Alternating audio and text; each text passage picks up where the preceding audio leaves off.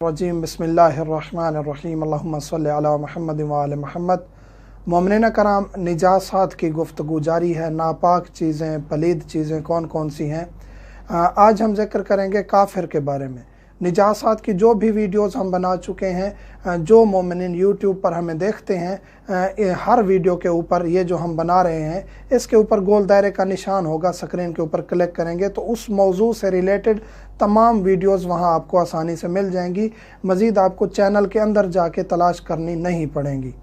आज हम जिक्र करेंगे काफिर के बारे में। काफिर की तफसील हम डिस्कस कर चुके हैं। काफिर कौन है, किताबी और गैर किताबी में क्या फ़र्क है, कौन सा काफिर नजस है, कौन सा काफिर नजस नहीं है, वो हम बता चुके हैं। आज हम जिक्र करेंगे कि काफिर को खाना खिलाना या काफिर के हाथ से खाना खाना जायज़ है या नहीं है। काफिर किताबी के हाथ से खा पी सकते हैं। काफिर किताबी बता चुके हैं कि क्रिश्चियन है या यहूदी है, ये काफिर किताबी हैं, ये पाक शुमार होंगे। इनके हाथ का या इनके घर जाके आप खाना खा सकते हैं। इनके बर्तन भी पाक शुमार होंगे और इनका खाना भी पाक शुमार होगा। ये पाक शुमार होंगे। एहतियात करें, बेहतर है कि इन लोगों के साथ बहुत ज़्यादा इस तरह खाने पीने का मामला ना किया जाए और इस मामलात से थोड़ा इज्तनाब किया जाए। लेकिन अगर आप कर लेते हैं तो कोई हर्ज नहीं है। आपको पाक होने की दोबारा ज़रूरत नहीं होगी। आप पाक शुमार होंगे, नजस नहीं होंगे। काफिर किताबी को छू सकते हैं अगरचे उसका गीला बदन या कपड़ा भी आपको लगा है। काफिर किताबी नजस नहीं है। काफिर गैर किताबी के हाथ से भी खाना खा सकते हैं आप, लेकिन एक फ़र्क ज़रूरी है। गैर किताबी काफिर यानी कि हम तफसील बता चुके हैं। एक सवाल भी आया है कि चाइना के जो लोग हैं वो काफिर हैं। जी, वो भी काफिर हैं। अगर वो किसी दीन पर हैं तो इस्लाम के अलावा हैं। चाइनीज़ जो लोग हैं, उस चाइना में हतमन मुसलमान भी रह रहे हैं, लेकिन जो चाइनीज़ लोग हैं असलन जो मुसलमान नहीं हैं वो काफिर शुमार होंगे। उनका अगर कोई दीन है, बुद्ध मत हैं, कोई भी हैं, या कोई दीन नहीं है, तो वो काफिर शुमार होंगे। हिंदू हैं, सिख हैं, बाकी जो भी लोग हैं, तफसील हम डिस्कस कर चुके हैं कि काफिर कौन है। तो काफिर जो गैर किताबी है यानी हिंदू है, सिख है, जैसे इंडिया के मोमिनीन ज़्यादा परेशान होते हैं कि हमारा माशरा ऐसा है कि हमें हिंदुओं के साथ बहुत मिल जुल के रहना पड़ता है। इसी तरह यूरोप, अमेरिका, दीगर ममालिक जहाँ काफिर ज़्यादा हैं और मुसलमान कम हैं, उन लोगों के साथ रहना पड़ता है। तो उनके साथ किस तरह मामला करें। आप उनके पास जाके खा पी सकते हैं, आपकी मजबूरी है। आपके रूममेट हो सकते हैं, आपके हमसाए हो सकते हैं, आपके दोस्त हो सकते हैं। आप उनके पास जा सकते हैं, खा पी सकते हैं, लेकिन इस यकीन के साथ कि इसका गीला बदन टच नहीं हो। यानी कि गीला बदन, आपको पता है कि ये इन्होंने मुमकिन है कि ग्लव्स यूज़ किए हों, यानी मुमकिन है, तो फिर भी आप खा पी सकते हैं।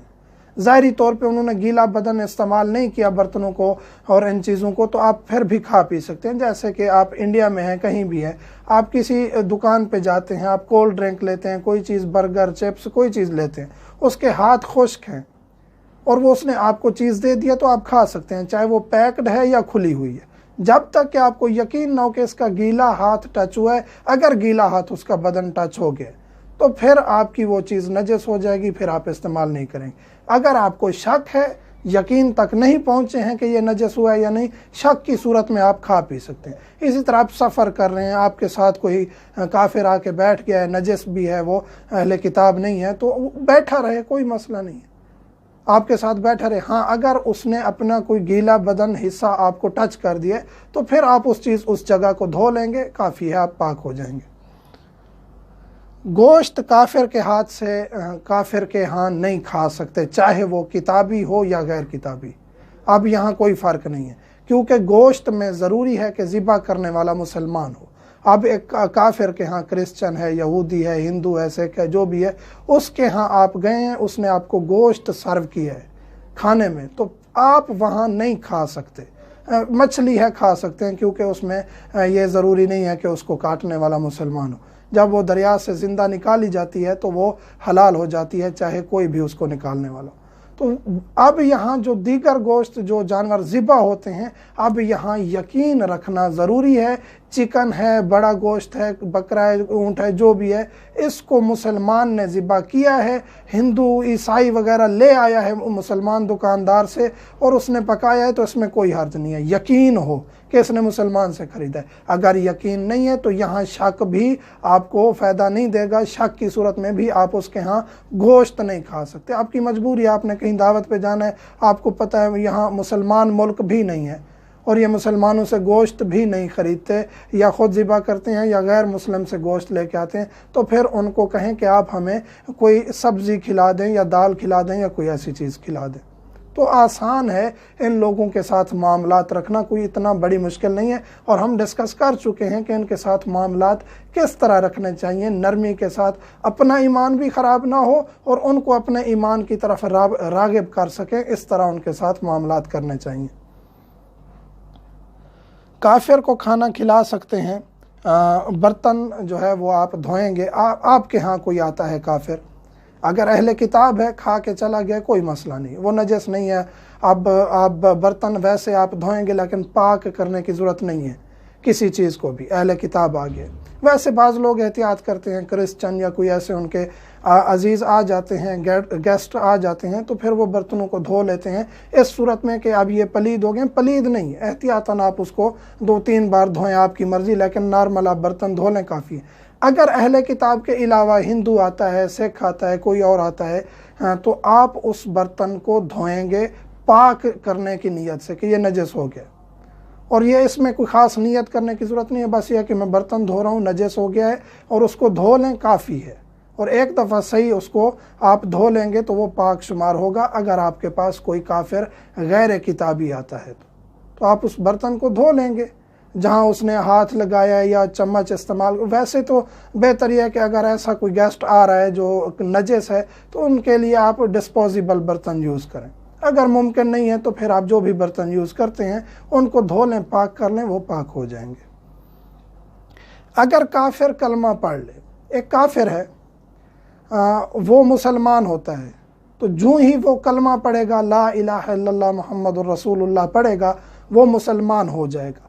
ये ला इलाहा इल्लल्लाह मुहम्मदुर रसूलुल्लाह पढ़ते ही वो फिर अगरचे वो हिंदू था, सिख था, किसी भी मज़हब पे था, उसका हाथ अगरचे गीला था, जो ही उसने कलमा पढ़ा फिर उसी हाथ, गीले हाथ को भी हाथ लगाएंगे। तो क्योंकि वो मुसलमान हो चुका है, उसका रूह, उसकी रूह और उसका बातिन जो ही पाक होगा, उसका ज़ाहिर भी पाक हो जाएगा, फिर उसको वो आपको नजस नहीं करेगा।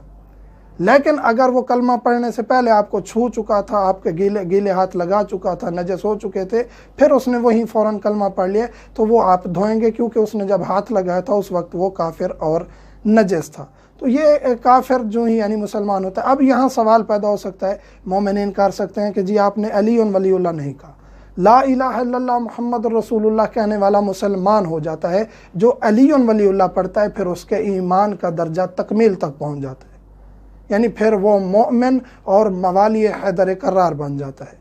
लेकिन ला इलाहा इल्लल्लाह मुहम्मद रसूलुल्लाह भी अगर उसने पढ़ लिया है तो वो मुसलमान हो जाएगा और वो पाक हो जाएगा।